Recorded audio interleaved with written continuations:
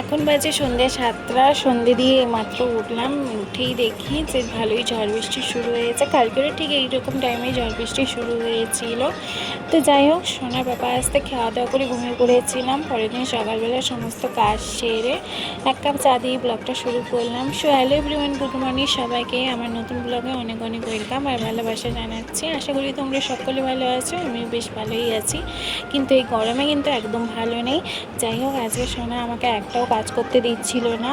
ওই যে সোনার বাবা বাড়িতে ছিল না, তারপরে ওকে একটা বিস্কুট দিয়ে ভুলিয়ে কাজগুলো করব ভেবেছিলাম, কিন্তু হয়নি। ওকে প্রত্যেকদিন বিস্কুট দিয়ে ভুলিয়েই কাজগুলো করি, কিন্তু আজকে সেই সুযোগটা আমাকে দেয়নি। যাই হোক, সোনার বাবা আসতে রান্নাবান্না শুরু করেছি। দুপুরের রান্নার জোগাড়গুলোকে করে রেখেছিলাম সোনাকে ঘুম পাড়িয়ে দিয়ে।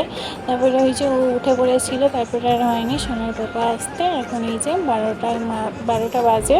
তো যাই হোক, রান্নাবান্না বসিয়ে দিয়েছি। ভাতটা করে নিয়েছি, সোনার খাবারটা করে নিয়েছি, তারপরে চাকালা আলু বেগুন দিয়ে আর ডালটা করে নিয়েছি।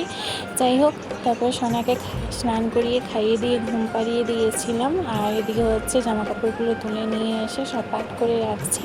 তারপরে সোনার পাপা স্নান করে আসলে আমরাও খেতে বসবো। এই এখন বাজে প্রায় 2টোর মতো।